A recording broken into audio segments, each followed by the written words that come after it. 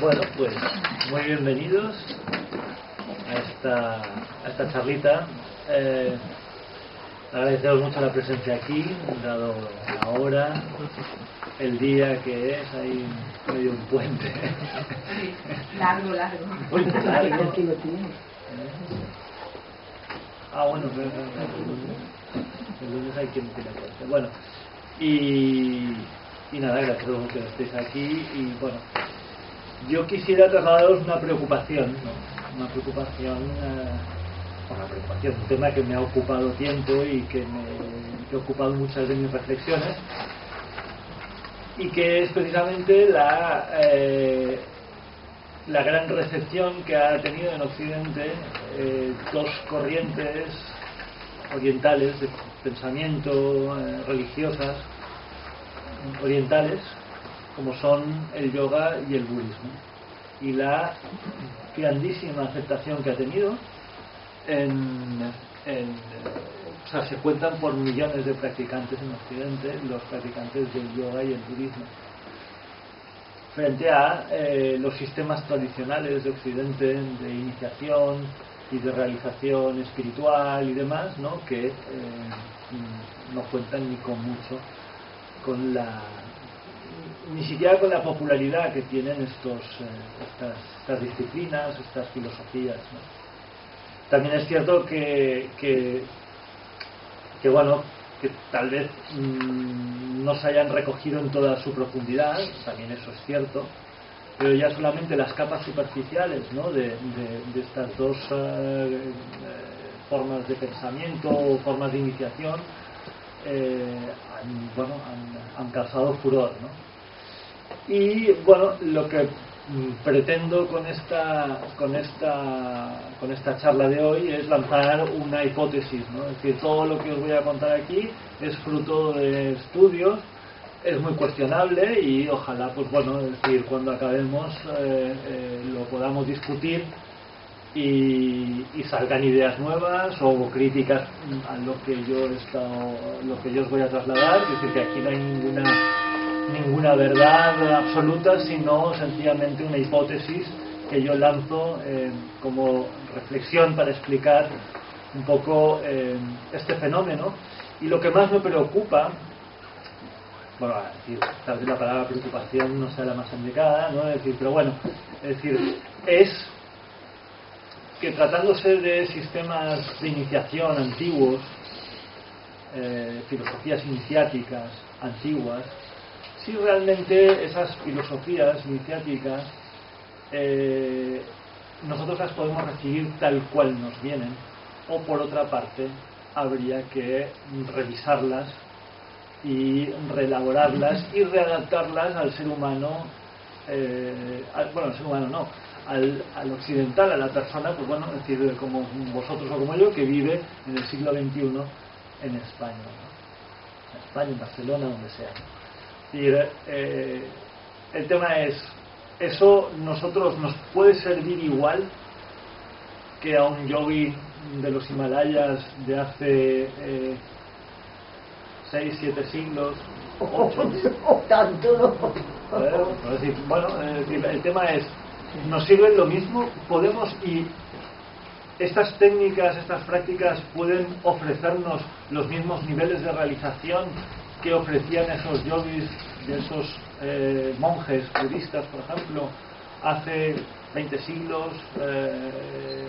Bueno, no tantos, ¿no? Es decir, y ese es el tema, ¿no? Es decir, los seres humanos hemos cambiado y por tanto estas vías iniciáticas deben ser revisadas y adaptadas al hombre moderno, o sencillamente por tal como nos llegan y tal como se nos presentan ya nos pueden ofrecer o nos van a otorgar a los occidentales modernos los niveles de desarrollo espiritual que dicen que se alcanzan, ¿no? La iluminación, etcétera, etcétera. Esa es un poco la reflexión. A mí, reflexionando sobre esto, me ha hecho cuestionarme muy profundamente un poco, pues esto, ¿no? Es decir, las posibilidades reales de iluminación, en fin, toda una serie de cosas, ¿no? Es decir, en qué proceso estamos realmente, ¿no? Es decir, y esto es una cosa que yo creo que los teósofos podemos comprender mejor, ¿no? Es decir, ¿por qué? Porque vemos al ser humano desde su perspectiva evolutiva, ¿no? Y sabemos cuáles son, y sabemos porque comprendemos cuáles son los estadios ulteriores de realización, y para ello, bueno, es decir, hemos de comprender, analizando la esencia del ser humano y la esencia cambiante del ser humano, qué cosas podemos utilizar de estas técnicas o de estos métodos iniciáticos y qué cosas no nos van a servir. Esa es un poco la propuesta, ¿no? Ya que Perdón, ¿conoces a Ana María Schluter? La monja Ana María Schluter. Bien, no, es un monje de los Himalayas. Igual. Sí. Nada más. Pero hay pocas, ¿eh? Ella y un par más. Solo, pocas, pero las hay. Las hay. Bueno, yo aquí les lanzo propuestas, no, es decir, igual voy errado, ¿no? Es decir, pero mi intención también es, como estamos haciendo el taller que estamos haciendo, ¿no? Es decir, estamos explorando un poco una vía muy compleja que es la vía de meditación tántrica, el que incorpora elementos, bueno, ya lo veremos, visualizaciones, incorpora el uso de mantras, etcétera.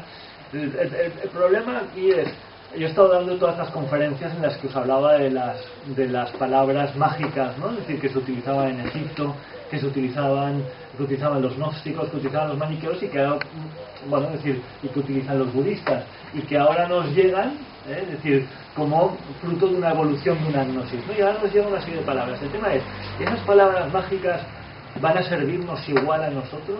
¿Son capaces de transformar o de activar las cosas que tradicionalmente activaban a los monjes en India, en Nepal o en Tíbet? Claro, este es el tema, ¿no? Es decir, o no.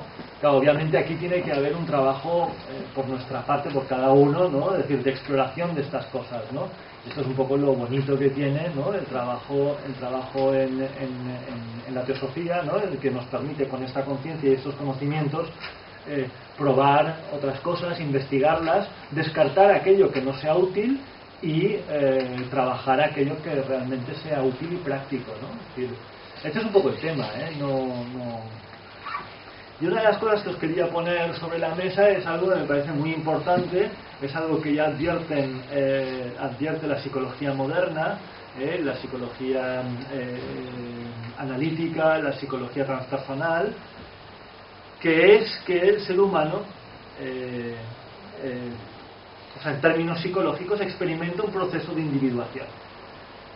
Pero es que ese proceso de individuación se puede explicar muy bien en clave teosófica, ¿no? Es decir, qué es lo que está sucediendo en el periodo histórico, ¿no? Es decir, qué está sucediendo con la mente humana, ¿no? Es decir, cómo evoluciona de lo gregario hacia la individualidad, ¿no? A lo largo de la historia, ese es el proceso, el recorrido que ha efectuado el alma, la mente humana, ¿eh?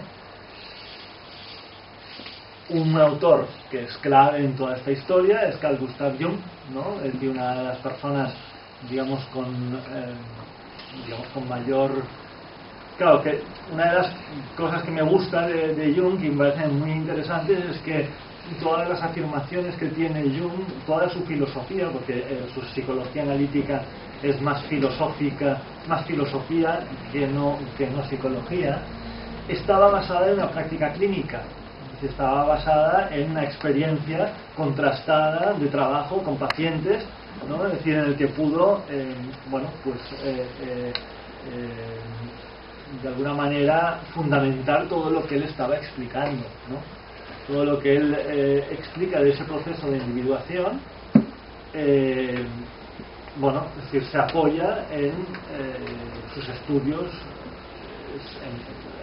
además en distintos países, porque habéis leído la autobiografía, él viajó por distintos sitios y pudo ver también, contrastar la humanidad en sitios diferentes, en qué estado en ese proceso de individuación se encontraba. Y esto también lo podemos explicar en clave teosófica. El proceso de individuación no es algo que nos tendría que resultar extraño, ¿no? Es decir, el comprender ese proceso de individuación, porque es un proceso que tiene mucho que ver con la vinculación, el vínculo de la mente humana con los distintos vehículos sutiles. Es decir, hay como una especie de bucle, ¿no? Es decir, de la mente respecto a sus cuerpos sutiles, ¿no? Esto lo veremos con más detalle. Pero como os decía, ¿no? Es decir, culturalmente, y subrayo la palabra cultural, ¿no? Es decir, todo lo que es el periodo histórico, se advierte una evolución de la humanidad que va de la conciencia grupal, ¿vale?, de lo gregario, a la conciencia individual. Esta es la clave, ¿no? Es decir, esta es la idea esencial, la idea nuclear que os quería trasladar, ¿no? Ahora veremos un poco con detalle, ¿no? Es decir, cómo en la historia se van viendo todos esos procesos, ¿no? Es decir, y claro, si vemos en la historia esos procesos, también podremos ubicar estos trabajos de iniciación en cada una de los periodos culturales, por decir una manera, ¿no? Es decir, en cada etapa dónde ha surgido, ¿no? Es decir, el yoga y el budismo en qué etapas se desarrollan, surgen, se desarrollan, ¿no? Es decir, y luego veremos, pues claro, decir, si los occidentales resulta que hubiéramos dado un paso más en el proceso de individuación, esas técnicas nos quedarían atrás, quedarían de alguna manera relacionadas o vinculadas a una etapa de desarrollo que nosotros ya habríamos pasado, y por tanto esas técnicas tal cual las utilizaban y se utilizan todavía en países donde no se ha producido esos procesos de individuación, deberíamos adaptarlas. Yo no digo que no sean útiles, pero que deberíamos estudiarlas y reinventarlas para proponerlas al individuo moderno, al individuo moderno en el estadio de evolución de su individualidad. ¿Me seguís un poco con lo que estoy diciendo? Claro, este proceso de individuación, ¿qué supone? Supone que se han ido perdiendo una serie de facultades y se han ido ganando otras. Por tanto, claro, las facultades clarividentes se dejan atrás y se potencian las cualidades intelectuales y un mayor discernimiento en el periodo de vigilia.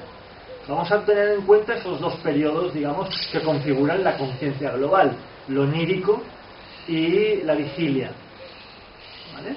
Hoy en día es como si hubiéramos pendulado, hubiéramos salido de lo onírico o de una conciencia en la que lo onírico estaba mucho más presente a una conciencia donde se ancla prácticamente en su totalidad en la vigilia, dando la espalda al onírico, ¿vale?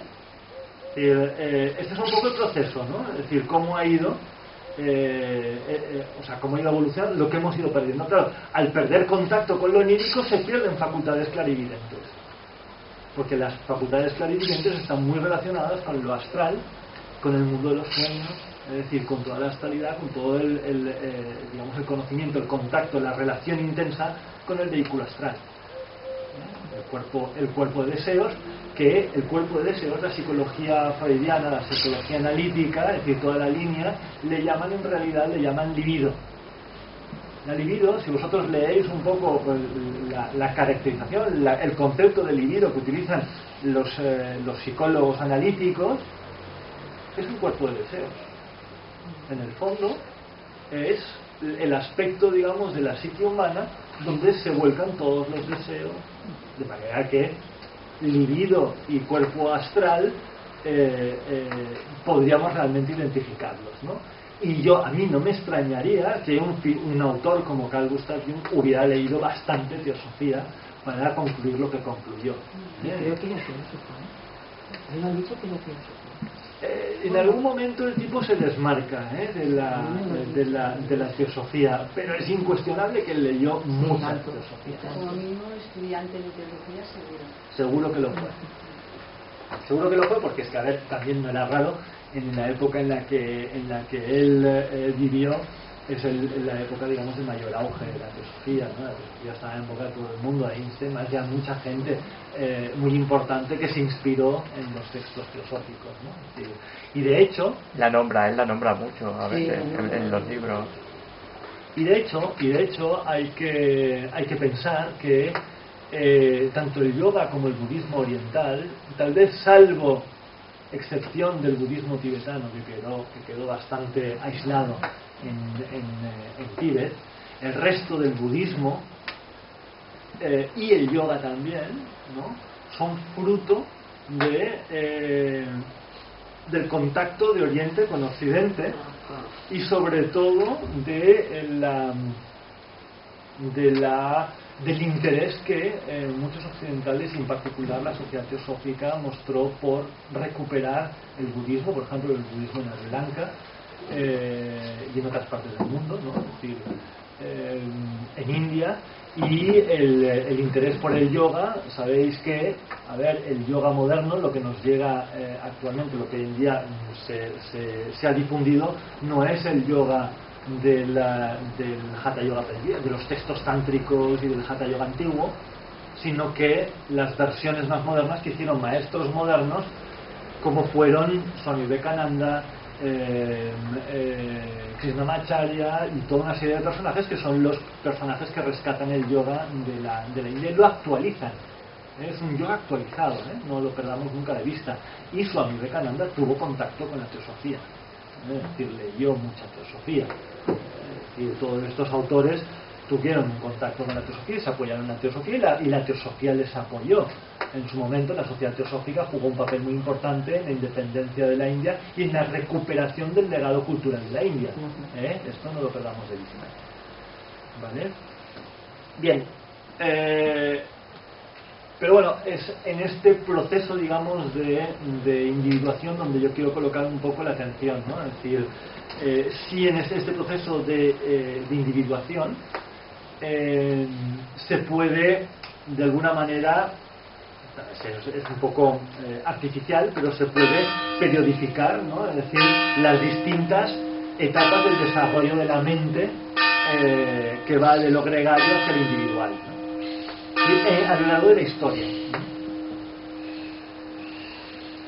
Bien, el proceso de individuación en su forma completa, o al menos la más completa, se da y se ve claramente en Occidente, pero no tan claramente en Oriente. Y esto es un factor que me gustaría llamar la atención. Es decir, hay elementos ahora veremos un poco de la mente racional, digamos que sería, os hablaré de 3 tipos de mente.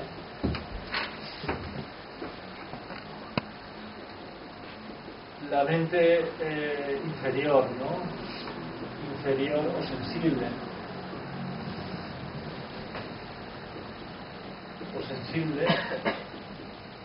La mente racional y la mente consciente separan de alguna manera la mente inferior de la mente superior,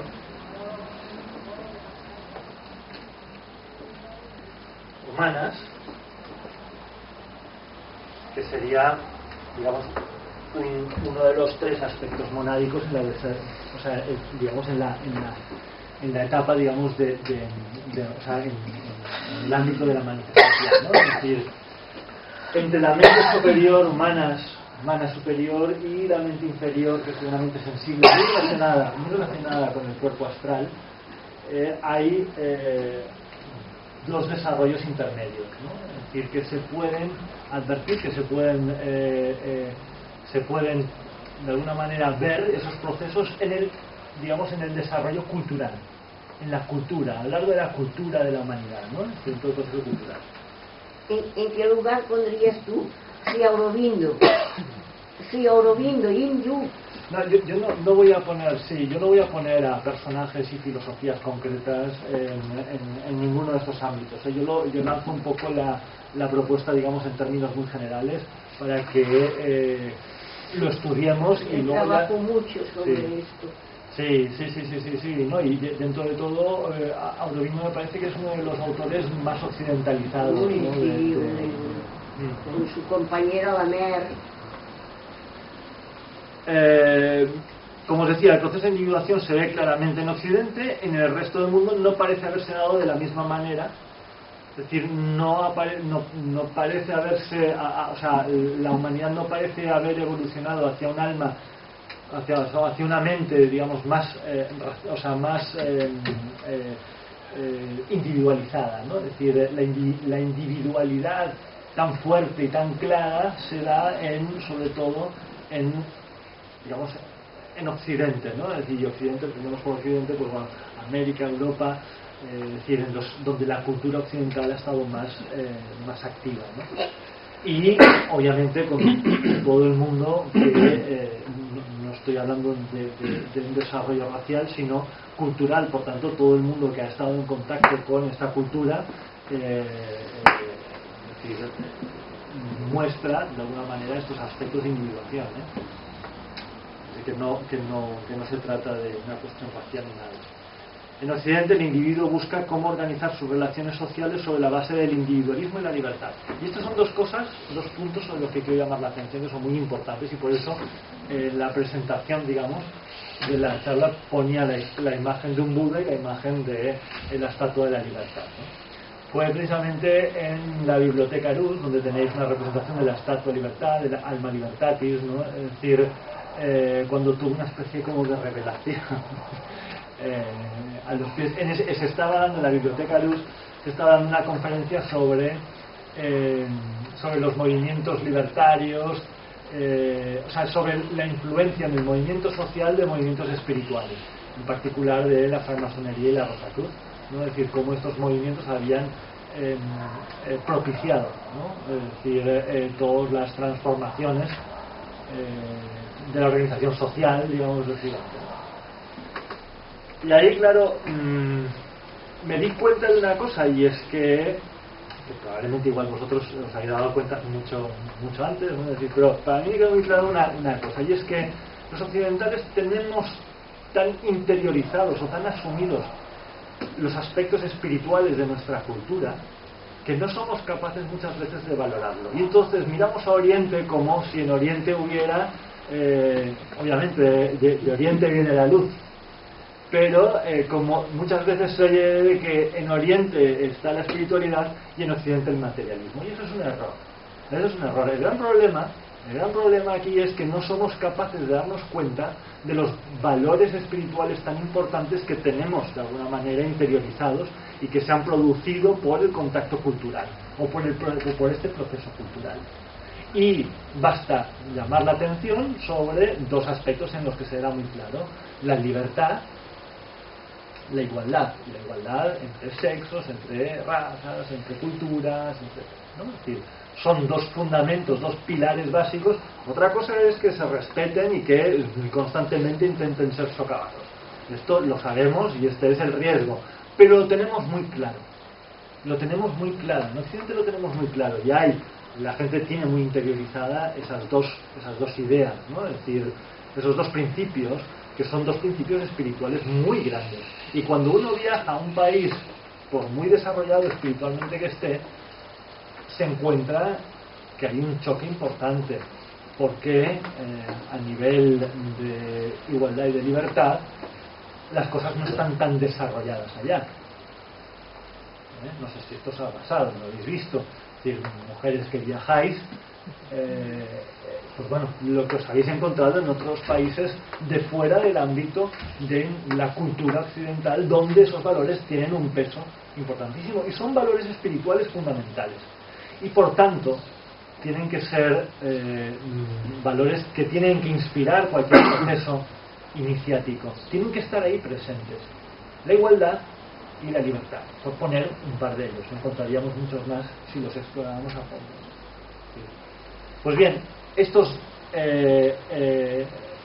valores que de alguna manera son fruto del desarrollo individual,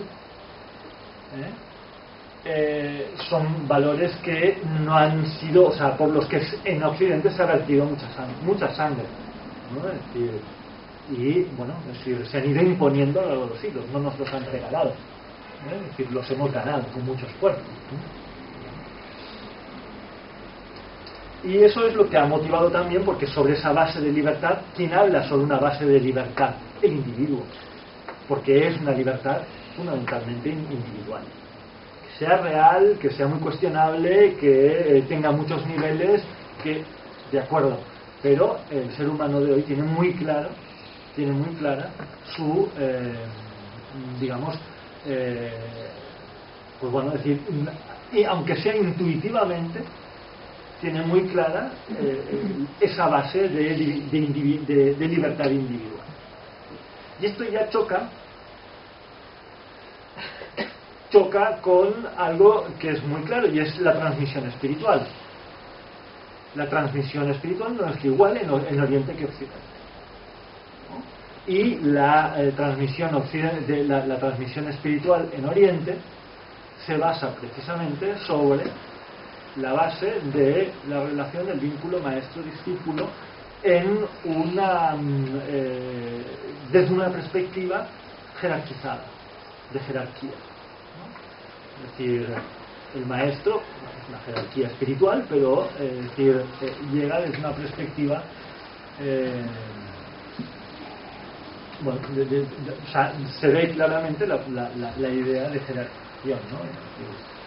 Y la transmisión espiritual en Oriente domina la fuerza jerarquizada de maestro-discípulo, principalmente, curiosamente, es una transmisión curiosamente individual, ¿no? Y uno de los objetos de esa transmisión normalmente son técnicas y fórmulas de meditación. Sin embargo, en Occidente, donde el proceso de evolución es más claramente hacia la individualidad, las formas espirituales que en los últimos siglos, sobre todo en los últimos siglos, han ganado de alguna manera, o sea, se han ido creando, se han ido desarrollando en Occidente, son formas espirituales colectivas, de comunidad espiritual, donde el colectivo comparte una ética espiritual común. Lo que os quiero mostrar es cómo en Oriente todavía hay una cierta bueno, luego lo veremos un poco cuando hable un poco en detalle todos esos procesos, ¿no? Es decir, cómo en Oriente, que todavía la conciencia es bastante colectiva, o al menos más colectiva o menos individualista que en Occidente, los procesos de transmisión o las vías de transmisión espiritual son más individuales, mientras que en Occidente, que el ser humano es mucho más individualista, las fórmulas de transmisión espiritual son más colectivas. O sea, como si al individuo, la forma la transmisión espiritual o la iniciación, es decir, al individuo occidental, el desafío más grande fuera colectivo, el desafío más grande fuera el desafío de formar una comunidad, una sociedad basada en reglas y en una ética espiritual. Mientras que en Oriente, que la mentalidad es más gregaria, más colectivista, ¿no? Es decir, el desafío es precisamente el aislarse, separarse del grupo y realizar una práctica espiritual individual. ¿Cogéis un poco por donde quiero ir? ¿No? Es decir, donde la sociedad es mayoritariamente gregaria o colectivista, las vías de iniciación son individualizadas, es decir, comportan sacar del conjunto de la mentalidad colectiva y hacer un camino individual. Pero donde la colectividad, donde la sociedad es mucho más individualista, el desafío no es ese, el desafío es formar una comunidad espiritual.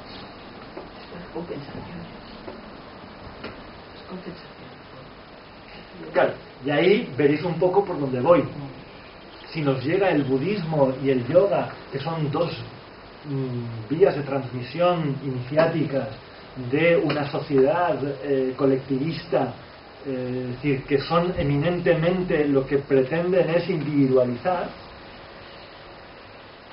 el efecto que pueden tener en una persona de una sociedad donde somos mucho más individualistas es precisamente acentuar el aspecto individual y no el aspecto colectivo, que es el gran desafío del ser humano, del occidental moderno.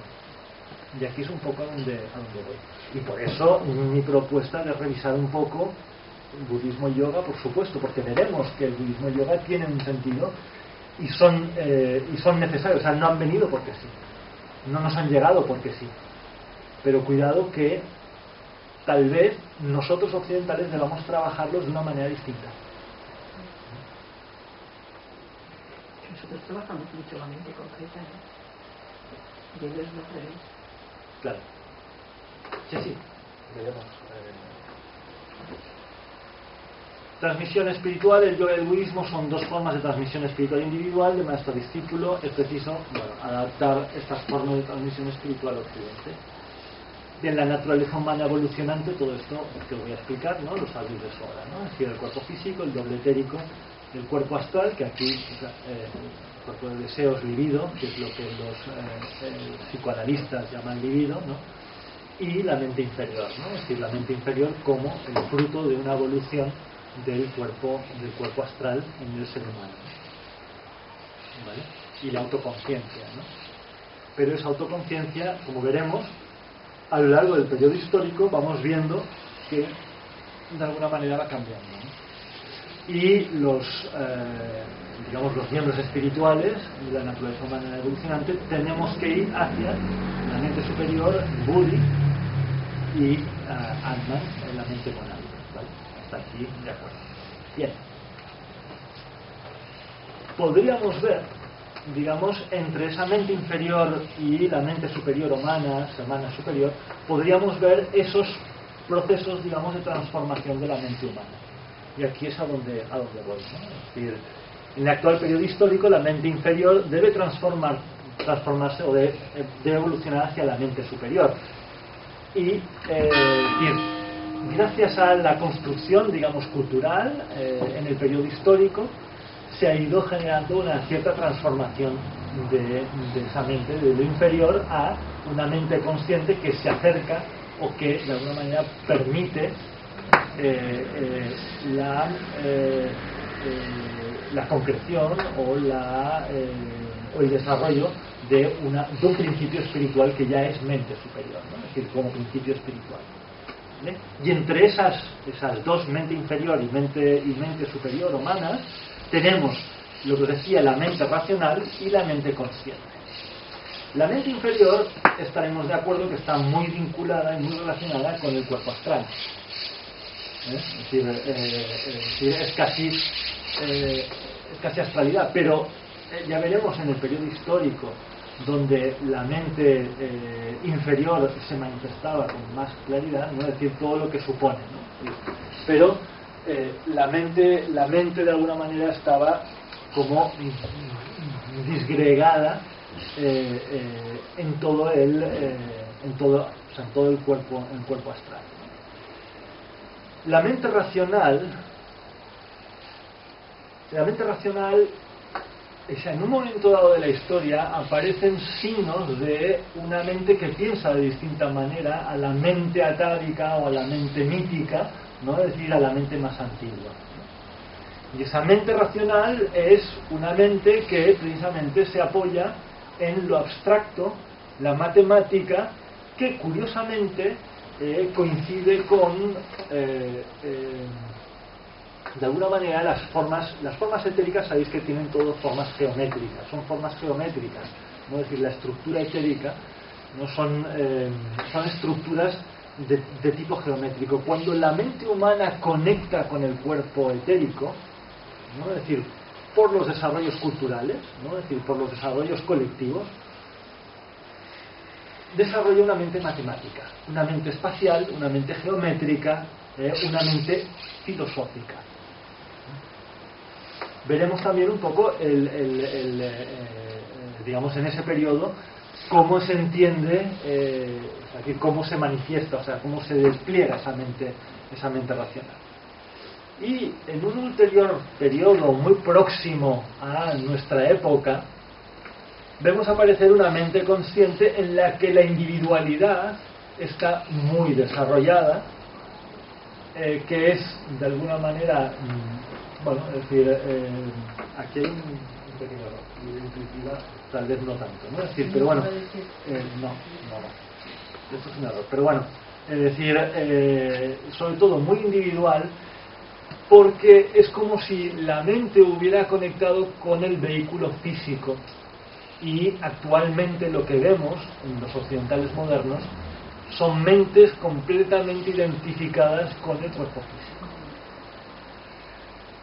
Y cuando uno habla de yo, ese yo que hemos desarrollado a lo largo de la historia, de todos estos periodos, ¿no? Es decir, no lo entendemos como lo entendían los filósofos del siglo V antes de Cristo, ¿no? Sino que lo entendemos mucho con, es decir, como muy identificado con nuestro cuerpo físico. Con la imagen, ¿no? No, con el cuerpo físico, con el cuerpo denso. Y actualmente tenéis el trabajo de toda una serie de sociólogos. Yo, por ejemplo, os llamaría la atención sobre un filósofo, sociólogo muy interesante, se llama Lipovetsky, que tiene un libro muy interesante que se llama La Era del Vacío, en el que describe el perfil del hombre que llaman, bueno, del ser humano, digamos que llaman posmoderno, ¿no? Es decir, de un terrible narcisismo, de una serie de cosas, de aspectos que describen los sociólogos modernos, que tienen mucho que ver con esta identificación de la mente con el cuerpo físico. Una tremenda identificación de la mente con el cuerpo físico. Pero una pregunta, pero los griegos ya eran así también. No, o sea, no. Sí, efectivamente, en el periodo, digamos, de desarrollo cultural de la cultura griega sí que se pone un poco se apunta un poco en esa dirección. Pero el griego rinde un culto al cuerpo que no es en el que no hay esa identificación. Es un cuerpo idealizado. Es decir, hoy en día no es, o sea, el ideal está muy en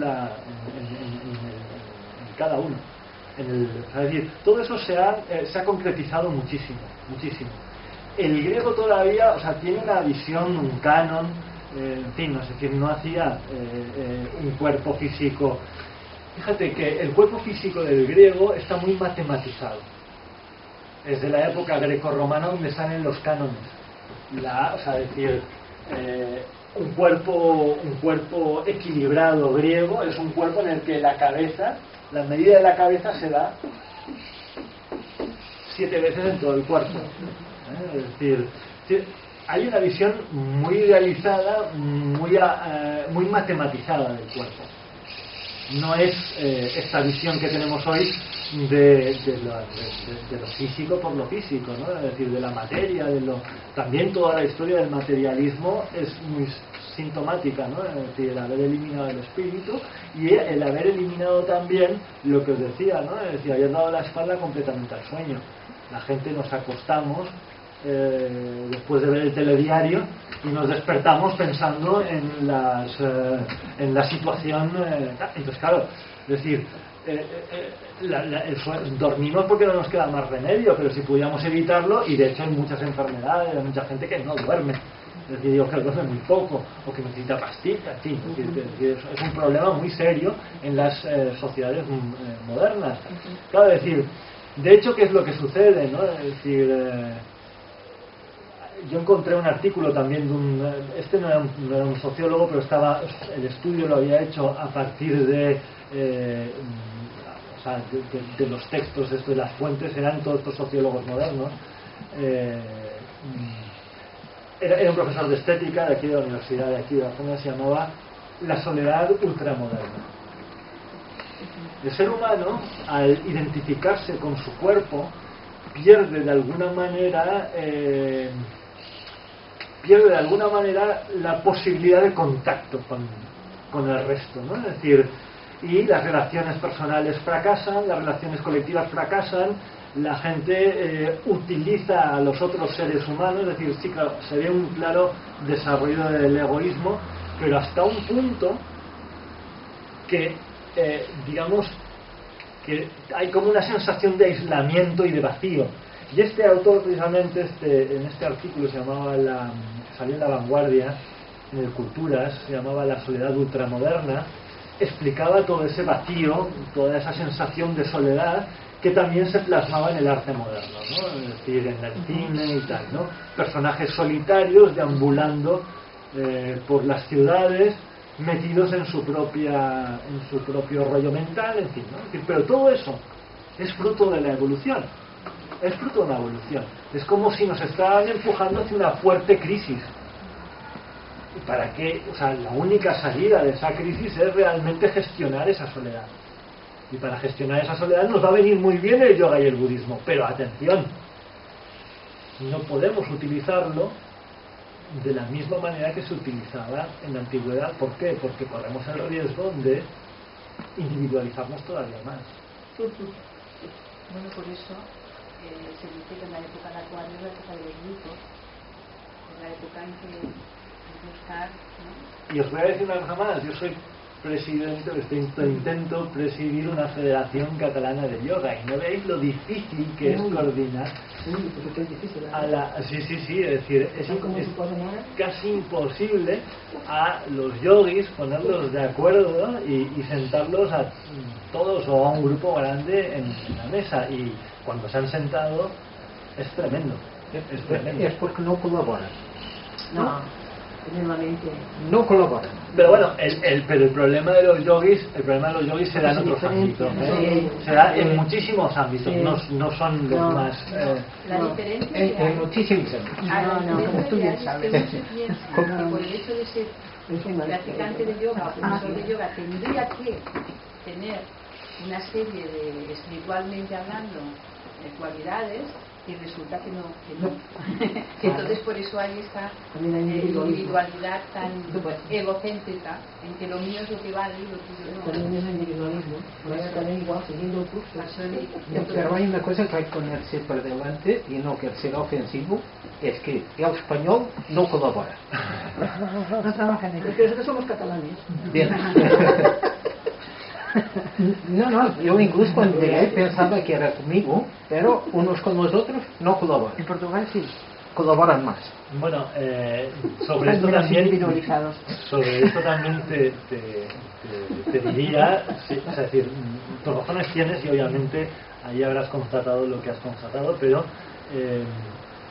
los movimientos, digamos, colectivos, por ejemplo, como el resultado de las actuales elecciones, por ejemplo, es uno de los primeros países en los que movimientos ciudadanos, en los que los ciudadanos se han coordinado y han sacado adelante candidaturas. Bueno, es decir, algo hemos avanzado, porque a ver, son candidaturas que vienen de que además es de la lo calle. más difícil, de la calle, ¿no? Es decir, de poner de acuerdo a vecinos de una escalera, que bueno, que las juntas de vecinos no os cuento lo que son. Claro, la gente va viendo para parar la corrupción, porque precisamente la corrupción era fruto de esa dejadez que tenía el español de pasar de todo. De pasar de todo. Pues bueno, es decirte, eso ha hecho que, porque a ver, no hay menos corrupción en Alemania o en Portugal o en Inglaterra, no nos engañemos, no hay menos.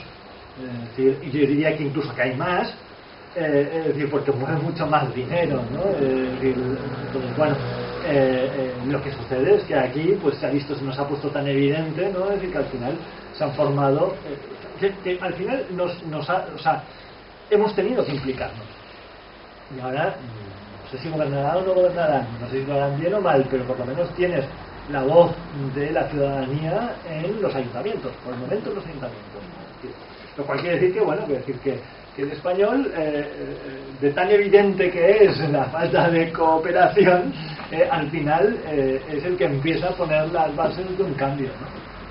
Bueno, pero paréntesis, individualidad en Occidente. Aquí lo que os quería mostrar un poco es una periodificación en la que se advierten estos cambios de mentalidad. Y esto es muy claro. Esto es muy claro. Quien estudia la historia, estos tres periodos que no coinciden exactamente con los periodos de alguna manera que en la academia distingue la historia, ¿no? Es decir, no coinciden exactamente, pero sí desde el punto de vista de la transformación de la mente humana sí que se ven formas muy claramente diferenciadas de pensar hasta el siglo VIII antes de Cristo, entre el siglo VIII y el siglo XIII de nuestra era ya, y a partir del siglo XIII, es decir, con el desarrollo de la mente consciente, es decir, que es la que evoluciona hacia ese individualismo. Y uno de los primeros autores, siglo XIII no, pero no muy alejado del siglo XIII, y desde luego en el marco de la escolástica, Descartes, de pienso luego existe. Es una afirmación fuerte de individualidad, ¿no? Es decir, existo porque pienso, ¿no? Es decir, la conclusión de Descartes es poner por delante la subjetividad del yo. Que eso no se veía tan claro, desde luego, entre el siglo XIII y el siglo VIII. Ese periodo del siglo VIII al siglo XIII marca lo que se llama,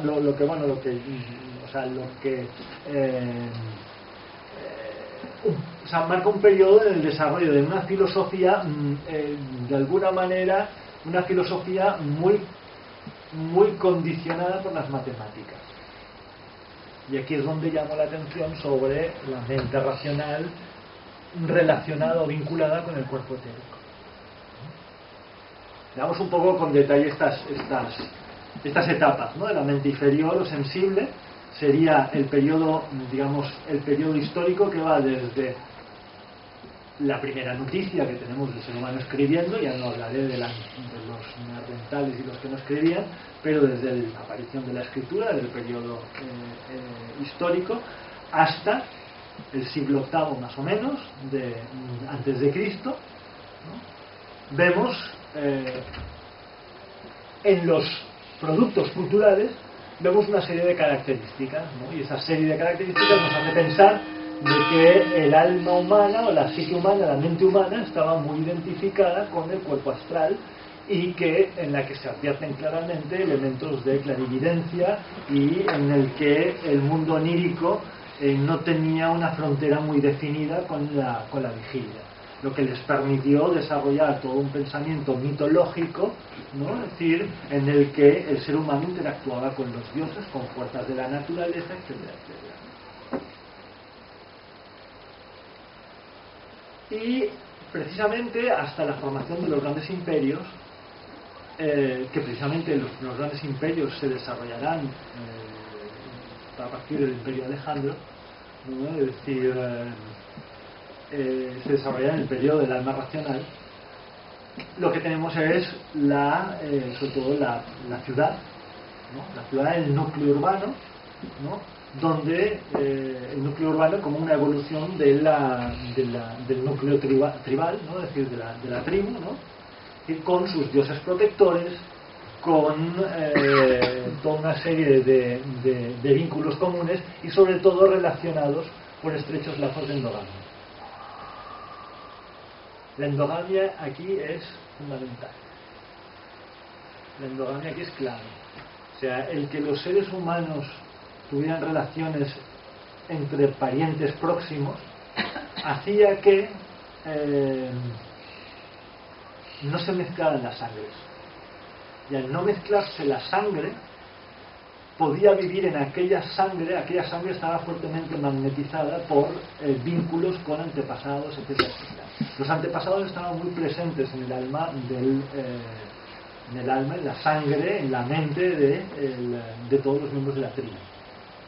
Y normalmente todas las tribus aquellas habían sido creadas o habían sido formadas por un cabeza de clan, ¿no? Es decir, por un dios tutelar que en tiempo pretérito había sido de alguna manera el guía de aquella tribu. el vínculo con los dioses y con los espíritus es mucho más intenso porque la capacidad clarividente era mucho mayor. El mundo onírico tiene tanta importancia como el mundo sensible, predominio de las castas sacerdotales, que son las que vehiculizan el diálogo con los dioses, ¿no? Y las formas de sacrificio, los sacrificios son de alguna manera el vínculo más potente con los dioses. Esto de alguna manera son como algunas pinceladas que sobre esto se podría estudiar y trabajar mucho más, ¿no? sobre este periodo. Pero a partir del siglo VIII antes de Cristo y durante el siglo VI, V y demás, veremos que todo eso todavía se da, pero ya no con la misma intensidad, y empieza a aparecer una nueva forma de pensar. Hay un texto que llama mucho la atención, que se ve en el libro de... son dos dramas, el drama de Orestes, de Esquilo, que es un autor que escribe más próximo al alma sensible, y Eurípides, que es un autor ya muy pulido por la ilustración ateniense, ¿no? Es decir, los dos tienen una Orestíada, o narran las aventuras del mismo héroe, Orestes, que sabéis que es hijo de Agamenón y que mata a su madre Clitemnestra, ¿no? Si habéis leído son dramas muy fuertes, ¿no? Es decir, las tragedias griegas, pero bueno, si comparamos esas dos tragedias, es muy interesante cómo describe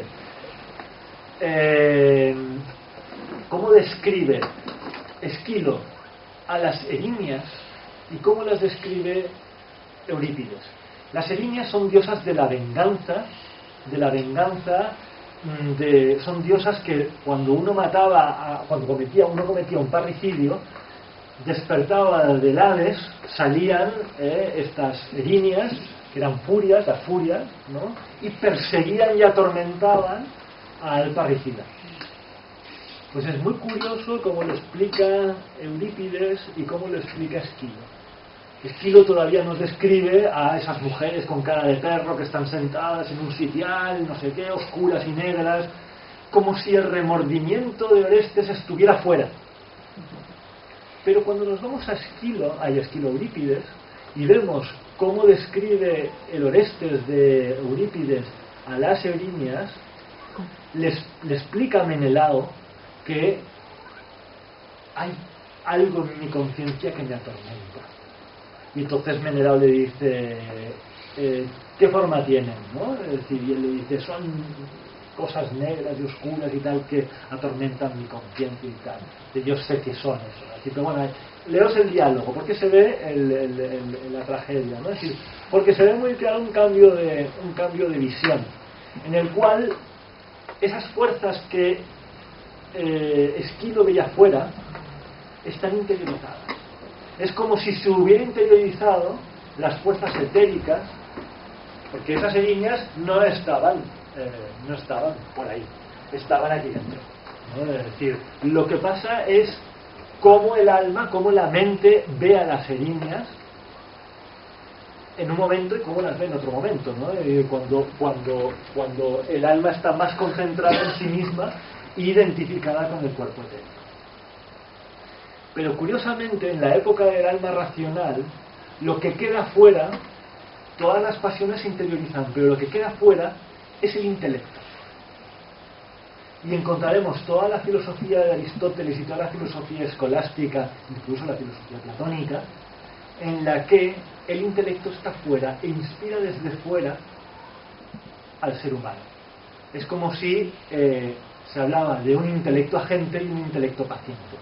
Y aquí es donde se construye la teología que actualmente todavía nos cuela la Iglesia Católica y la teología del Dios Padre, que no deja de ser un intelecto, y no deja de ser el intelecto agente de los escolásticos, ¿vale? Y el intelecto agente, lo que sucede es como el Orestes de Esquilo, que veía a las Erinias al remordimiento, lo veía en forma negra de dioses negras fuera. Aquí el ser humano lo que ve fuera es el intelecto, y aquí son las grandes construcciones de los grados del intelecto y demás, ¿no? Es decir, lo que se construye en esta época. Pero a partir del siglo XIII, ¿y por qué marco el siglo XIII como despegue de una nueva forma de pensar? Es por uno de los filósofos más importantes de esta época, un filósofo clave, Tomás de Aquino. Tomás de Aquino dirá que el intelecto agente no está fuera, sino que está dentro. Y a partir de aquí empieza la escolástica que se llama el nominalismo, en el cual las ideas, los grandes conceptos mentales, tampoco están fuera, como los veía Platón, sino que son conceptos mentales, están dentro de la cabeza. Aquí ya marca un cambio, una interiorización del intelecto. Y curiosamente, la escolástica nominalista dará todo el racionalismo, que no deja de ser una evolución de la escolástica, en el que el centro es la afirmación del yo, de la subjetividad. Y veremos además, y aquí no me preguntéis por qué, pero veremos también un cambio de paradigma cosmológico. El hombre deja de estar en el centro del universo, la Tierra deja de estar en el centro del universo, ¿no?, para salir y poner al Sol en el centro del universo, y salir y quedar en la periferia. Es decir, que hay toda una serie de cambios que se dan precisamente en esta época. Escolásticos del siglo XIII, nominalistas, ya hablaban del sistema heliocentrista. ¿Eran científicos filosóficos? Pero sí, sí, del siglo. El heliocentrismo lo marca Copérnico en el siglo XV. Sí, sí. Pero Copérnico recoge toda una serie de cosas que ya se decían, incluso de los griegos, sí, los pitagóricos. Pero bueno, es decir, con fuerza y realmente con un cambio de paradigma fuerte, se da a partir del siglo XIII. Y la escolástica marca un antes y un después. De manera que Edad Media, no. O sea, pensamiento mítico, pensamiento racional, y el pensamiento moderno, que es pensamiento consciente de subjetividad, consciente del yo, ¿no? Es decir, estos son los tres periodos reales históricos del desarrollo cultural que han marcado transformaciones y cambios de paradigma y cambios de manera de entender el mundo y de entender al ser humano y entender a Dios también, es decir, porque claro, ese Dios Padre, intelecto agente y demás, todo eso poco a poco se va desmoronando en el momento en que entra. Poco se imaginaba Tomás de Aquino que la evolución de su pensamiento iba a llevar precisamente a la muerte de ese Dios que él afirmaba, que él reconocía. Es decir, por precisamente interiorizar el intelecto. Hay como una interiorización del intelecto y entonces entramos en el periodo, digamos, en el que la mente empieza a identificarse con el cuerpo físico. ¿Vale? Estos son los tres periodos. Entonces, aquí, volviendo a mi tema de siempre, ¿no? El tema de la gnosis, vamos a verlo en estos periodos, ¿no? Un momento, no sé si puedo hacer esas preguntas ahora. Como pasas a la gnosis, yo es que, a ver, este cuerpo etéreo que tú dices, yo no lo concibo como etéreo. Está haciendo historia, ¿no? Sí, pues que me estaba hablando del cuerpo etéreo relacionado con lo racional. No, con lo racional no. Y me ha hablado al principio, no, al final es otra etapa, pero ha sido al principio que este cuerpo etéreo formas geométricas. Y estructuras geométricas estructurales. Estructuras vitales son formas. Sí, claro, porque son como arquetipos esto. ¿Hoy? Eso estamos hablando de lo mismo. Claro, esto, bueno, no sé, quizás tendremos que hablar después, porque si no sería muy largo.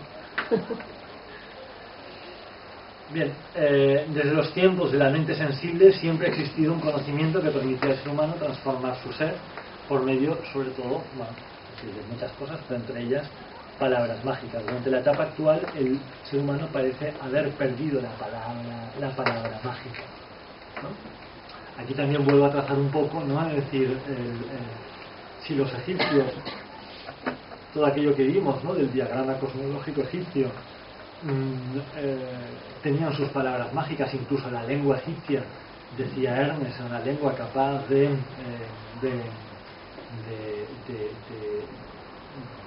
concretar la energía de aquello que nombraba, ¿no? Pues claro, es decir, las palabras mágicas en aquella época eran unas, pero es decir, en el camino de estos desarrollos culturales es como si esas palabras mágicas hubieran quedado atrás y las hubiéramos perdido.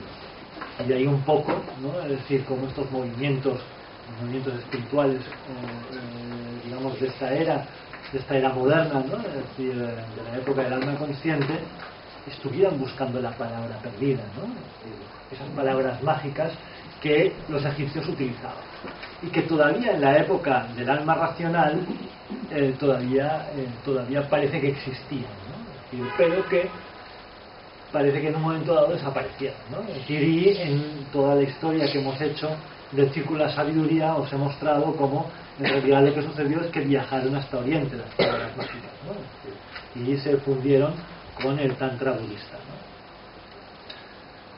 Bien, en la etapa de la mente inferior o la mente sensible veríamos a la gnosis concebida como un proceso alquímico, ¿no? Del sol en sus 12 estancias del Duat, el vientre de la diosa Nut, el cielo, y allí aparecen por primera vez los guardianes de las puertas y las palabras mágicas que se decían a los guardianes de las puertas.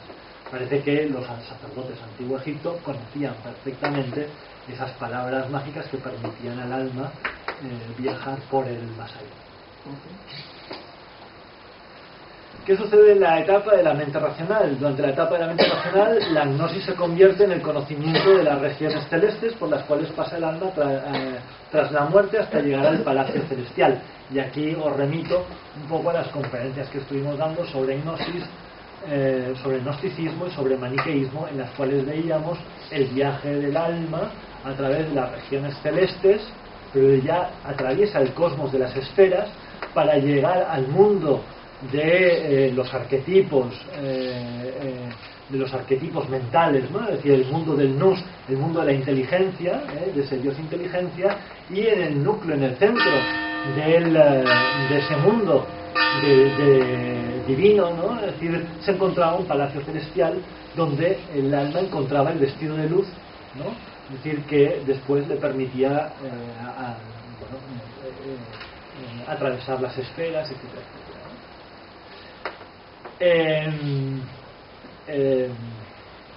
Aquí también se daban palabras mágicas, y me remito a lo que ya os expliqué hablando de la gnosis de los gnósticos valentinianos, de las palabras aquellas mágicas que se daban a los vigilantes, a los episcopos de la luz, las palabras mágicas que utilizan en el diagrama cosmológico maniqueo, del Dios de verdad, del Dios de luz, ¿no? En fin, todo ahí todavía en esa época se conserva un conocimiento de la palabra mágica. Pero, como sabéis, tanto y también como os expliqué allí, todo procedía de Egipto, ¿no? Es decir, tanto el hermetismo y la gnosis valentiniana como en Persia el maniqueísmo, todo esto desapareció de Occidente, ¿no? Es decir, y nos quedaron pues algunos textos, ¿no? Es decir, difíciles de descifrar, ¿no? Sobre todo los libros aquellos valentinianos, el libro de Yahó, ¿no? Es decir, o los textos maniqueos, ¿no? En fin, ¿no? Es decir, una serie de mitos y cosas muy complejas que son difíciles de comprender y desentrañar, ¿no? Gracias al maniqueísmo, la gnosis y las palabras mágicas llegan a Oriente, donde se encuentran con la religión de Buda, el profeta de la India, ¿no? Esto, es decir, en realidad el gran profeta de la India es Buda. El budismo causó una revolución importantísima en toda la India, y a pesar de que al final el budismo desapareció de la India, durante todo este periodo el budismo era de alguna manera la religión dominante de la India, ¿no? y ahí el budismo desarrollará su propia gnosis con el tantra y el trabajo con los mandalas, ¿no? Del tantra surgirá el budismo esotérico y el hatha yoga, que es lo que hoy nos llega de vuelta desde la India, ¿vale? O sea que son dos prácticas, tanto el budismo esotérico como el hatha yoga, ¿no? Es decir, desarrolladas en la época de la mente racional, ¿vale? En el que la mente, Dios, la mente, el intelecto está fuera, no está interiorizado, ¿sí? La etapa de la mente consciente, a principios de esta etapa tenemos la formación de las fraternidades consagradas a la búsqueda de la palabra perdida, los rosacruces y la francmasonería. En épocas recientes, sobre todo por influencia de la teosofía, Occidente ha comenzado a incorporar el budismo esotérico y el hatha yoga de forma masiva. Bueno, el hatha yoga como una práctica física, una práctica corporal, y el budismo como distintas etapas, distintos procesos, o sea, distintas capacidades de alguna manera, que desarrolla la meditación. Meditación por un lado y práctica corporal que despierta, veremos, un tipo de mente mucho más sutil, ¿no? ¿Vale?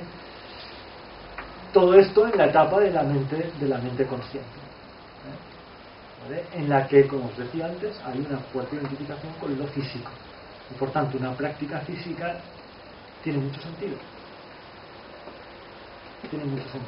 y es a través del cuerpo, porque fijaos, en la época del alma racional el cuerpo se entiende como algo que limita la posibilidad de elevación del alma, y por eso en esa época el ser humano se tortura el cuerpo, aparta el cuerpo, rechaza el cuerpo, ¿vale? Sin embargo, en esta época en la que el ser humano se identifica profundamente con el cuerpo, ¿por qué?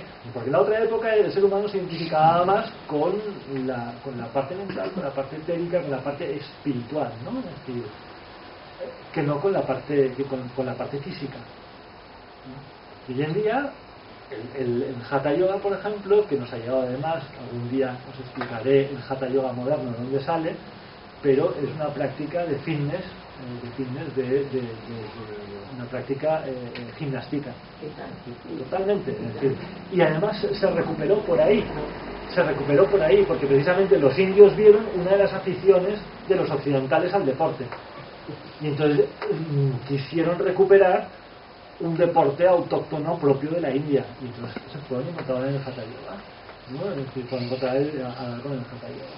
Vale, pero no el hatha yoga, el auténtico hatha yoga, que es el hatha yoga de los siddhas antiguos, ¿no? Es decir, sino las prácticas más exteriores, más superficiales del yoga, ¿no? Pero bueno, budismo y yoga en Occidente, y con esto ya lanzo un poco lo que os quería proponer, ¿no? Es decir, llamo la atención sobre algunos aspectos de estas dos disciplinas, ¿no? Occidente se ha abordado al budismo y al yoga. ¿Cuál es la razón? El budismo nos llega en diferentes variantes. Tenéis el budismo tántrico tibetano, tenéis el budismo Theravada, el budismo del sur, Vipassana, en fin, una serie de prácticas. Normalmente el budismo está asociado a prácticas de meditación concretas, a pesar de que tiene una filosofía. El Zen. Muy zen. Sí, el Zen japonés, que hay un Zen chino, el budismo Chan, en fin, hay toda una serie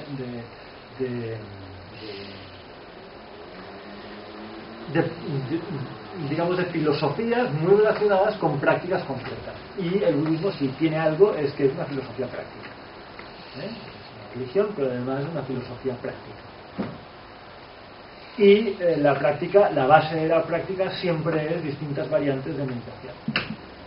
Y el yoga moderno es una práctica corporal que genera sobre todo, y aquí ya llamo un poco la atención sobre lo que experimenta hoy en día un practicante de yoga, ya sea del gran Mahayogi y tal, o del monitor de yoga del GIR, ¿no? Es decir, experimenta una gran abertura y experimenta una cierta sensibilidad interior, trabajando a partir de la respiración y en estados de conciencia que surgen a veces de relajación importante. Y lo hago de Kundalini Yoga, porque se ha puesto ahora de moda y... El Kundalini Yoga, bueno, no lo voy a tratar. No, ya, pero... Porque Sí. Pero bueno, es decir, en general estoy hablando un poco del yoga muy en términos generales, ¿no? Que claro, todo el Kundalini Yoga no se distancia tanto de esto, ¿eh? Es decir, pero bueno, tiene algunos ingredientes más potentes, ¿no? Digamos. Más peligrosos. Bueno, sí. Bueno, juega con energía y un poco más. Claro, hombre. Estamos en la etapa de la mente consciente, una mente que conecta principalmente con el cuerpo físico y a partir de esa conexión con el cuerpo físico debemos alcanzar la mente superior, ¿no? De alguna manera, es decir, a partir de, o sea, la base que tenemos actualmente mental es esa mente fuertemente identificada con el cuerpo físico y que precisamente a través de la pureza de la vida física, ¿no? Es decir, podemos purificar mucho todo el tema astral, ¿no? Es decir, para poder elevar esa mente individual a una mente superior, ¿no? Por ello, la experiencia interior comienza a partir de la sensación interna y esa sensibilidad interna es propia de una mente perceptiva o una mente superior, ¿no? Es decir, una mente que se basa más, como decíamos antes, que es una mente mucho más intuitiva, que trabaja a un nivel mucho más sutil, ¿no? Es decir, es decir, una de las cualidades de esa mente es precisamente el desarrollo de esa sensibilidad interna, ¿no? Es decir, que el yoga de alguna manera y de forma involuntaria te introduce. La cultiva, ¿no? La cultiva un poco, sí. Vale. Sí. Depende de quién sea. Bueno, es decir, en general la práctica, o sea, en general la mayor parte de practicantes de yoga reconocen el haber sentido, el que su práctica les aporta una cierta sensibilidad. No diré todos, pero muchos de ellos. El yoga despierta la sensibilidad interna, la mente perceptiva o superior, que es la mente de la iluminación, ¿no? Es decir, o al menos es la mente que conduce a esa mente de iluminación, esa mano superior, ¿no? Y la meditación, vemos distintas clases de meditación, como es el mindfulness o la atención plena, la meditación imaginativa, visualización de mandalas y palacios celestiales, es decir, mandala es un palacio celestial, el uso de mantras, palabras mágicas, ¿no? Y la meditación del gozo, meditación de la vacuidad, que sería propiamente una mente búdica, ¿no? ¿Vale? Es decir, que de alguna manera tenemos las herramientas en esto para poder desarrollar todos esos aspectos de, digamos, de la Trinidad superior del siempre, ¿no? O sea, que esto en realidad nos aportan esas herramientas, ¿no? Es decir, lo que sucede es que, cuidado, o sea, es decir, lo que yo llamo la atención es que cuidado, porque eso viene de otra época, ¿no? Es decir, pues claro, ahí tenemos una disyuntiva, ¿no? Es decir, que es lo que yo de alguna manera bueno, estoy ahí explorando, ¿no? Es decir, es un poco el fruto de al menos advertir esas cuestiones, ¿no? Es decir, y poderlas poner de forma sistematizada frente a vosotros, ¿no? Es decir, cómo es que de pronto esto que nos llega de una época pretérita, ¿no? Es decir, nos aporta las claves para el desarrollo moderno. Obviamente, cuando nos aportará las claves, creo yo, correctamente, cuando nos reconozcamos en el periodo de desarrollo en el que nos encontramos y sepamos de alguna manera adaptar todas esas técnicas, sepamos adaptarlas al ser humano moderno. El mindfulness, la atención plena, la mente superior, desarrolla la capacidad de comprensión profunda de los fenómenos internos y de la libertad individual. Sobre la base de estas capacidades debe ejercitarse la mente de la atención plena de las sensaciones internas. Es decir, el mindfulness nos aporta la capacidad de poder, de alguna manera, identificar aspectos, digamos, sutiles, ¿no? Internos. Y claro, ¿qué sucede? ¿Por qué una persona cuando se sienta a meditar, una persona de la calle normal, ¿no? Es decir, se sienta a meditar, le cuesta un esfuerzo muy grande y en realidad se pasa todo el tiempo batallando consigo mismo, con su propio esfuerzo mental? porque de fuera tenemos muchos más estímulos que internamente. Entonces necesitamos precisamente una práctica, digamos, como una práctica de yoga o de mindfulness o lo que sea, ¿no? Es decir, que nos permita tener sensaciones internas lo suficientemente potentes como para poder dirigir nuestra atención hacia el interior, porque si no, o sea, sin esa sensibilidad interior no es posible mantener un tiempo la atención hacia el interior. Pero todo esto tiene un problema, es que son cosas antiguas, pero son muy sofisticadas, digamos, no son cosas directas. Yo creo que una persona de la calle, al menos yo, no coges tú y repentinamente puede meditar. Digamos, esto necesita un proceso muy largo de maduraciones y yo diría que de mucha humildad para poder abordarlo. Pero también te diré, yo no sé qué experiencia tuvisteis aquí en el taller que estamos haciendo, pero en el taller que estamos haciendo, con una sencilla práctica de apertura de pecho, yo no sé si todos, porque claro, no fui recogiendo, tendría que pasar, ¿cómo se llama?, la hoja aquella de la encuesta, ¿no? Digamos, como no recojo una encuesta, no lo sé, yo dejo un poco para cada uno la experiencia, ¿no? Es decir, es muy rápido, la mente queda muy calmada. ¿sí? Se calma muy rápido.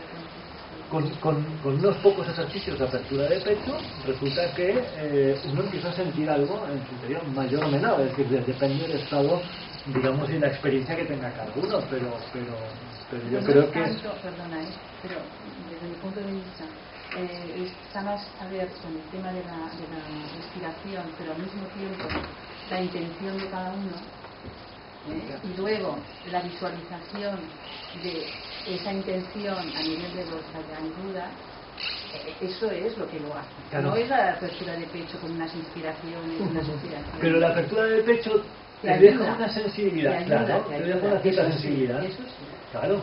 Ya, ahí es donde voy. Y claro, y quieras o no, es lo que antes de. Claro. Quieras o no, si tienes un buen profesor de yoga, mínimo unas ciertas sensaciones internas te va a dejar. Luego que hagas con eso, pues bueno, te irás a tu casa y pensarás, oye, qué bien, qué relajado estoy, es como si me hubiera dado un baño de sales. Pero bueno, una persona que está en un camino espiritual, eso lo aprovecha, o al menos puede aprovecharlo. Por supuesto. Bueno, es que es el camino que surge. Claro.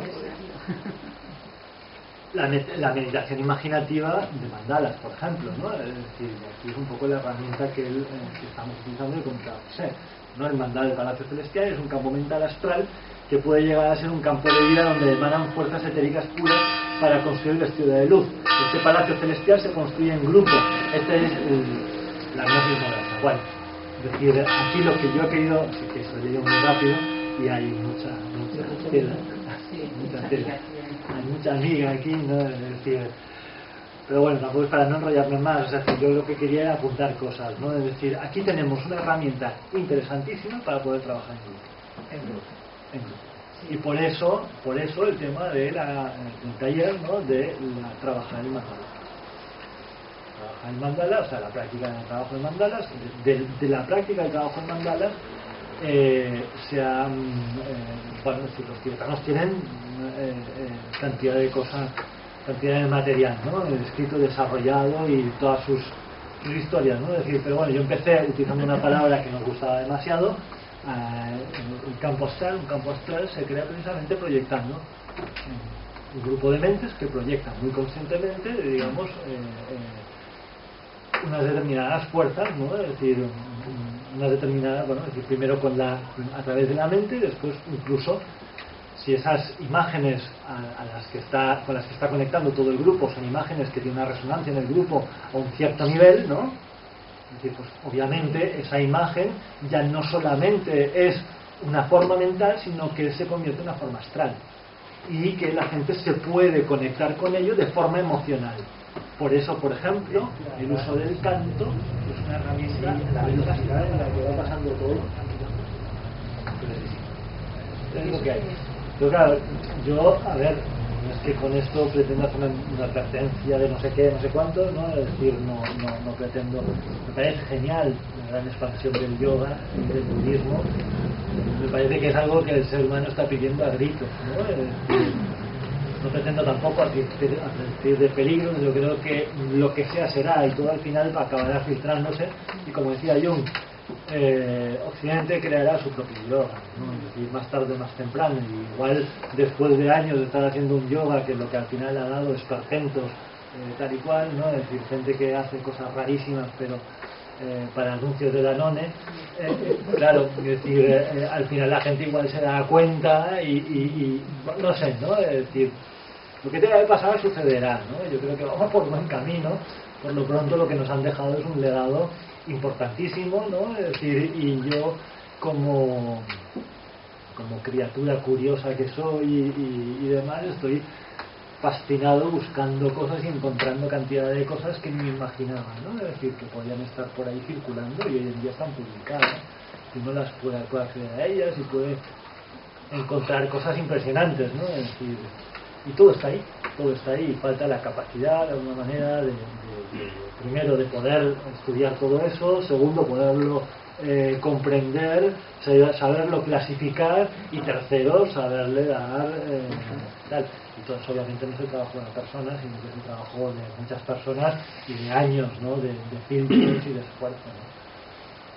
Pero bueno, es decir, ahí está un poco el tema, y yo creo que bueno, que en el fondo aquí, como tenemos esta capacidad, ¿no? de entender todas estas cosas y de reflexionarlas a otro nivel, porque conocemos la estructura sutil del ser humano, ¿no? Es decir, por lo menos, pues bueno, es decir,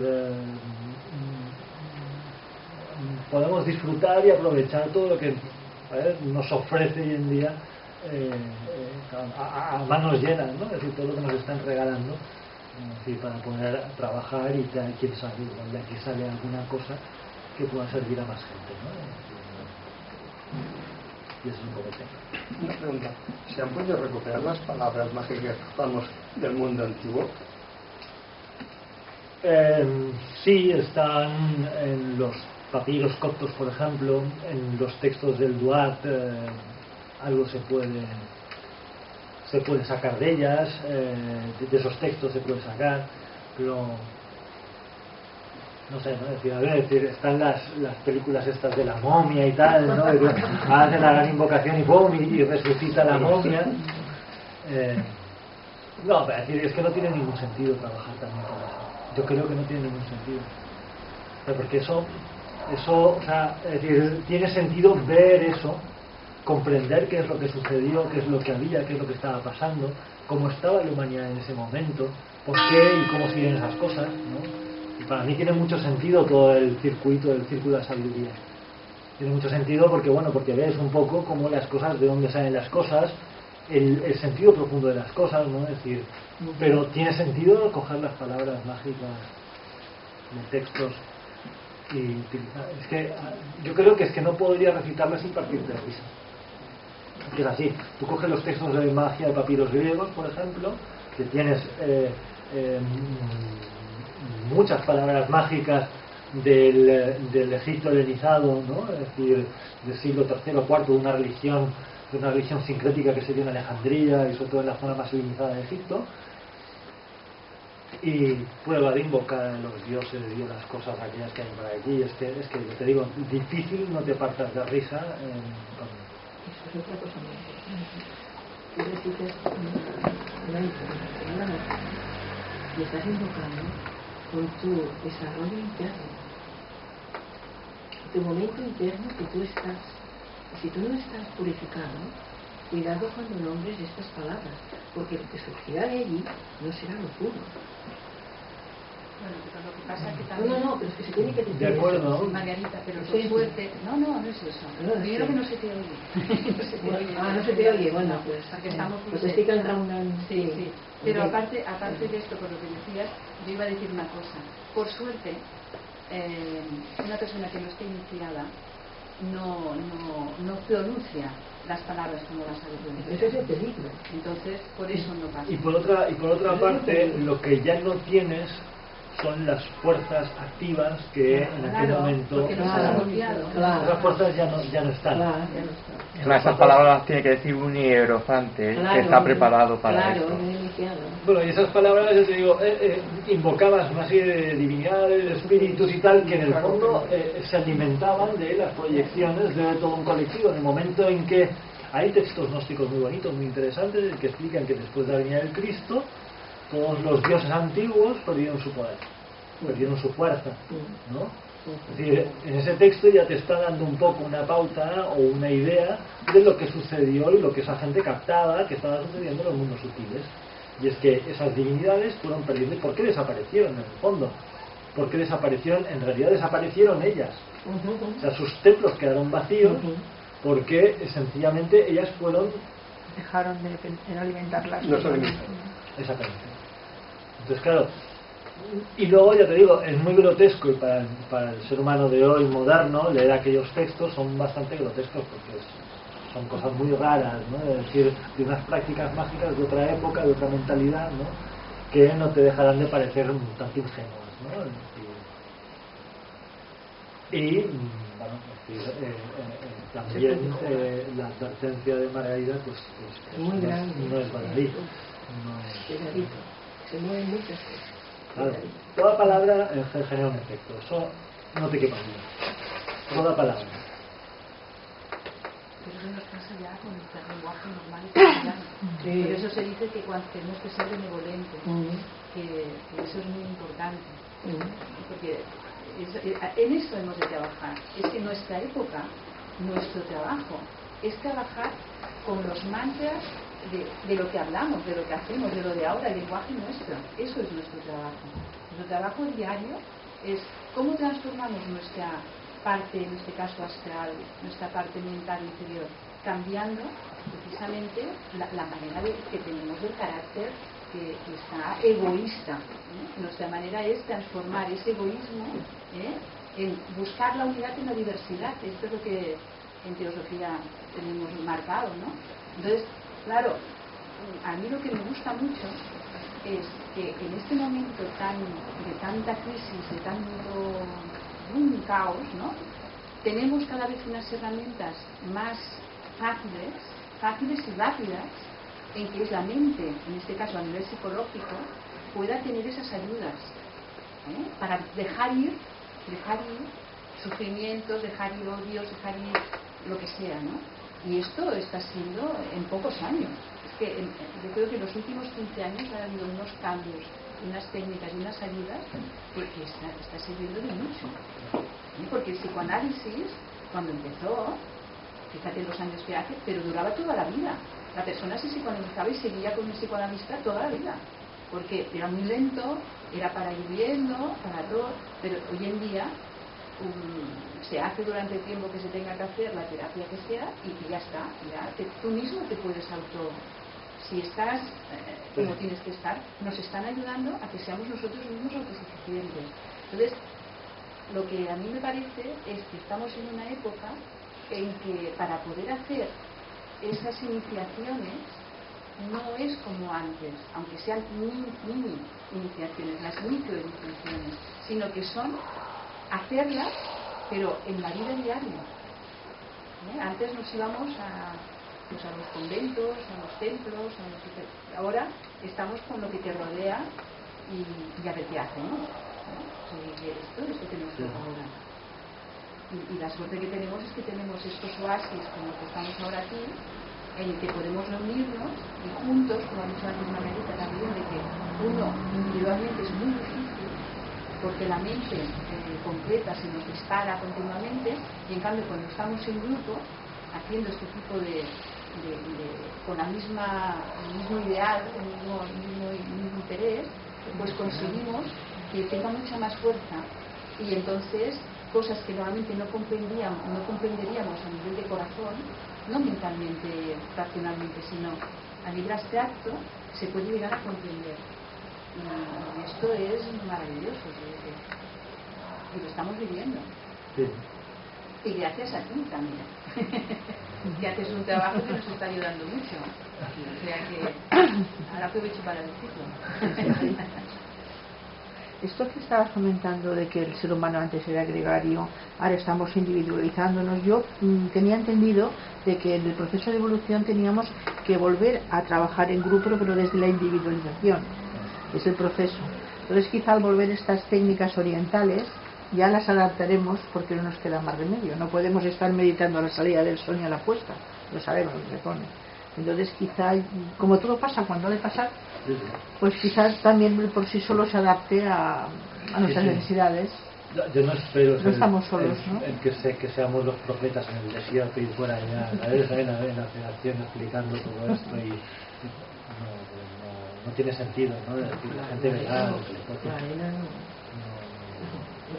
Claro, no, entonces la gente lo irá viendo y también yo confío mucho siempre en los cambios generacionales. Las generaciones que vienen después, por ejemplo, ya apuntan maneras en muchas cosas que a nosotros nos ha costado años entender. Ellos lo entienden, bueno, es que ni lo entienden, lo saben, ¿no? Sí, tienen incluso lo saben. Sí, hay muchos jóvenes que el otro día venía un chico que conozco desde hace tiempo, jovencito, ¿no? Que estaba haciendo una danza de no sé qué, ¿no? Es decir, bueno, y el tío hablaba de una manera y transmitía una cosa, ¿no? Es decir, que bueno, es decir, que aquí igual no se lleva mucho tiempo, ¿sabes? Sin tanto rollo mental, ¿no? Es decir, es que además a la juventud no sé si se ha hecho, yo lo veo por mi hijo. Yo no sé si se ha hecho alguien a propósito, casualmente o no sé, pero hasta hay una serie de dibujos, cómics, cosas que se desenvuelven, que hay un profundo trasfondo tanto esotérico, exagerado. O sea, mi hijo a veces sabe más que yo, que me parece bueno. Y digo, pues o ha sido esto hecho a propósito, las circunstancias, o sea, que no se dan cuenta ellos, pero están muy abiertos a estas cosas. Mi hija, es exagerado. Mi hija tiene 23 años, ha subido en la teosofía porque lo saben ellos, y ha subido también dentro de un movimiento que hay paralelo a la teosofía de familias, de niños, de ceremonias y todo esto. Y es una chica no sensible en esta sensibilidad, sino sensible, tiene ciertas cosas ya en ella, y dice, es que mamá, tú estás atrasada ya con todo eso de la teosofía. Todo eso que me estás contando, ya no tiene razón de ser. ¿No te has dado cuenta que el cosmos ya está más arriba, más avanzado? ¿Cómo vais hablando ya con este? Digo, bueno, pues dame un lenguaje nuevo. Yo le digo, no. Yo le digo, dame un lenguaje nuevo. Yo no digo que tiene pretensión, le digo, dígame lo que tú crees que tienes que es nuevo. Enséñame. Claro, porque si tú captas algo que esto, pues dímelo. Y dice, es que algo yo percibo, pero aún no lo tengo bien claro. Digo, bueno, pues el día que lo tengas claro, me lo explicas. Por favor, porque después yo lo miraré de acoplar. Porque si me estás diciendo que todo esto ya es viejo, ya son cosas viejas, pero el mundo siempre se ha construido sobre la base de cosas viejas. ¿Dónde crees que lo han sacado? No, quizá ellos llegan más a... Claro, pero ella siempre en un hotel. Siempre. Está bien lo que haces. Pero yo sé que hay otra cosa que se está fraguando y que creo que es. Sí, yo creo mucho en eso. Claro. No te preocupes que la lua crecerá deprisa y ya te explicará. Ya toca la campana. Y eso te pondrá en el ordenador. Ya verás en el ordenador cómo te va a poner.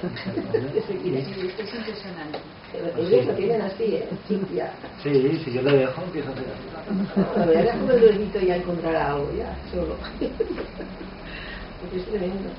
Estamos teniendo unos maestros en los niños que están viniendo, los pequeñitos que están viniendo, que solamente observándolo te quedas, bueno, dices, madre mía, a nivel de sensibilidad, a nivel de mente, estamos hablando, por ejemplo, de niños de 2 años. Y tú estás hablando de meses. O sea, que me refiero de que está siendo ya, imagínate, pues de aquí 500 años, de aquí. Estamos en el momento de ahora, está siendo de 2 eras, es que está yéndose una y viniendo otra, ¿no? Y la era de Acuario es rapidez, es todo aire, o sea, y somos unos privilegiados que nos lo hemos merecido porque pues estamos aquí. Entonces, yo creo que con lo que has dicho antes está muy bien porque tenemos la oportunidad muy grande de poder observar y de poder practicar y de poder sacar el máximo jugo a esto que está pasando, ¿no? Sí, y poder encontrar de una manera los recursos, cada uno los propios recursos, digamos, necesarios para su propia práctica. Exactamente. Que eso es lo interesante, ¿no? Es decir, que obviamente todo no nos va a salir a todo, pero... Es difícil porque vivimos en una sociedad tan llena de cosas que yo, por lo menos, encontrar un tiempo para eso que cosa me es muy difícil.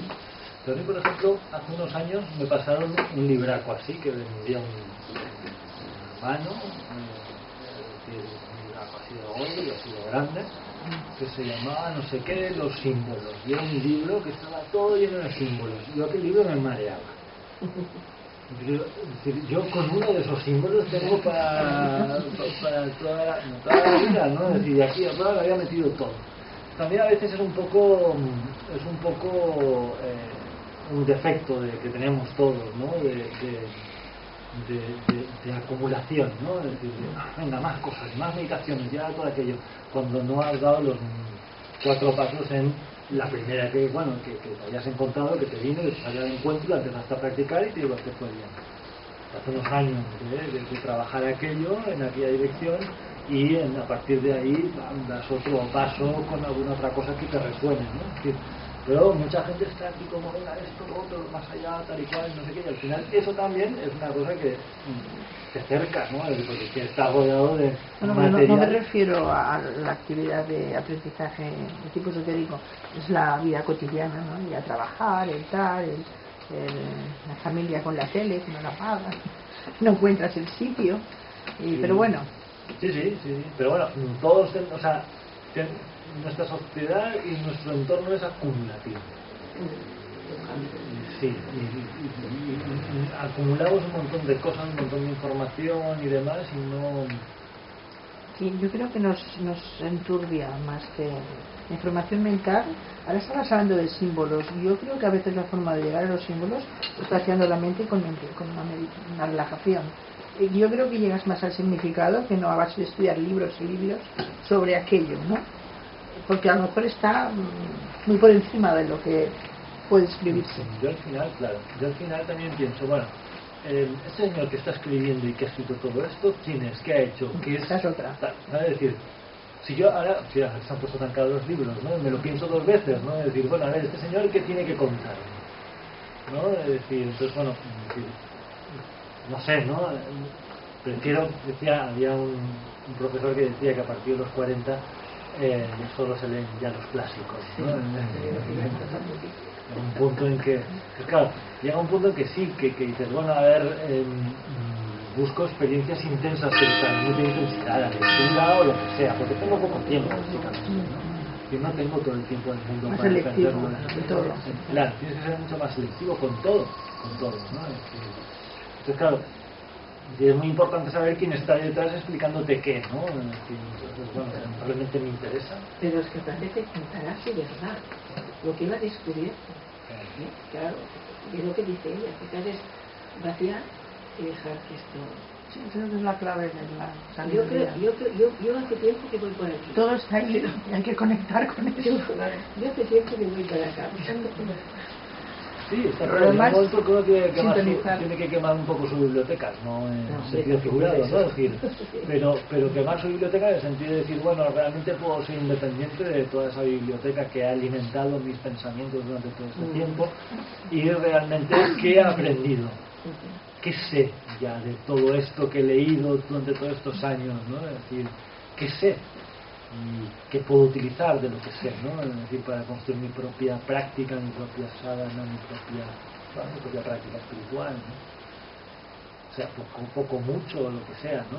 Y bueno, y a partir de ahí construir tu propia experiencia.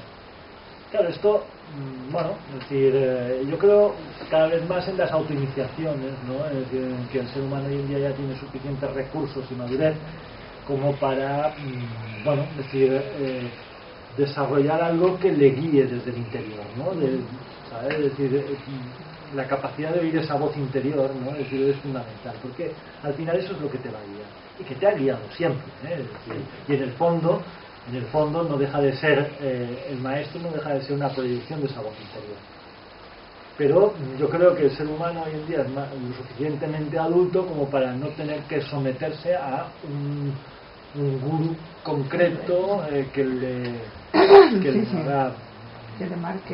marque las pautas, ¿no? Es decir, que habrá quien le funcione, ¿por qué no? Es decir, pero creo que el ser humano hoy en día tiene suficientemente fuerza para poder reconocer e identificar esa voz interior, esa guía interior, esa intuición, ¿no? Es decir, ese maestro real, ¿no? El camino, ¿no? Que no es una persona física, es una voz interna, y a partir de ahí ir que bueno, que eso también te va a crear, y hablo por experiencia, ¿no? Es decir, te va a crear muchas contradicciones, muchas situaciones paradójicas, te va a poner siempre dos caminos, o te llevará a bifurcaciones, y bueno, y hay muchas cosas pero hay un Cristian Rosacruz en su viaje hacia el templo de las bodas,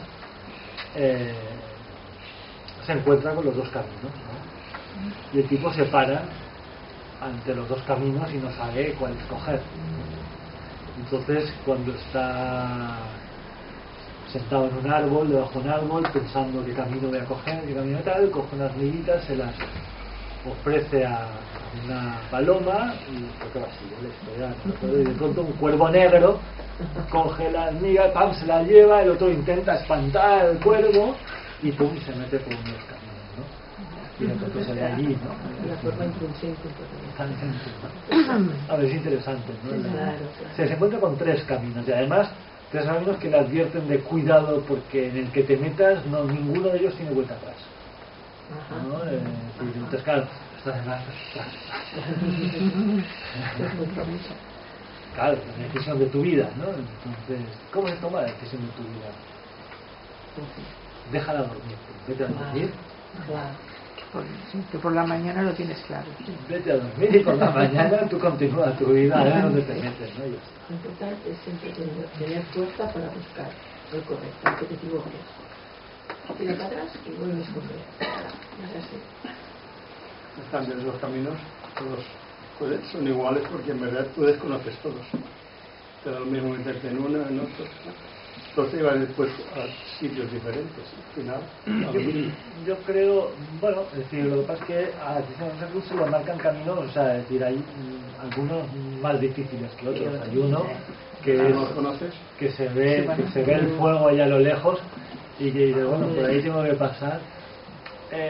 Pues yo no creo que todos salgan y todos sirvan, obviamente todos llevan el mismo destino, pero algunos te harán pasar más o menos dificultades, y hay uno de los caminos de Cristian Rosacruz, el cuerpo físico no podía atravesarlo, ¿no? Es decir, porque tenía esto de fuego. Bueno, y al final llega al Palacio de las Bodas, porque en el fondo él estaba llamado a llegar, ¿no? Y en el fondo todos estamos llamados a llegar. Entonces, en ese sentido sí que tranquilizaría al oyente, ¿no? Muchas veces nos has hablado de temas Rosacruces. ¿Alguna vez nos darás una conferencia solo de este tema? Como puede ser. No sé cómo explicarlo. En 2 horas. No, sobre temas Rosacruz. Sí, claro. Sí, de 3 conferencias, sí. Sí que. Pero bueno, quizás como hay tanta cosa más. Sí, hombre, si tienes alguna idea. Sí, me acuerdo. Pero bueno, como. No sé, era tanta información que me pierdo. A los vídeos. Sí, bueno. Puedes, vale, sí. En aquella época de hace 3 años más. Hace 3 años no estaba yo. Por eso, están puestos en la página web. Vale. Porque yo hace un año, menos de un año, claro. Y a veces he oído hablar de los Rosacruz, pero no. Vale, ya lo miraré. Hay tres conferencias. Ya lo miraré. Temas Rosacruz. Vale, perdón. Era abans de fer-se media. Fa 3 anys. 3 anys no. És sensible a la llum, canvia contínuament de color. De vida. Bueno, Pues muy bien, muchísimas gracias, a como vosotros. siempre. A vosotros. Un platge per persona, Què, un part Ricardo? d'animals. Es el tema que quería que habláramos, ¿no? Ah, sí, El también. globo ha descargado. Como mínimo para poder Y estudiar una por tabla contraste. de cuidado. ¿No? Como mínimo para poder contrastar. De esos 3 periodos debo buscar material. Sí, sí, sí, por supuesto. Bueno, pues nada, muy buenas tardes. A pasar muy bien el resto de la tarde. Moltes gràcies. Sí. Escolta, acaba de dir una cosa.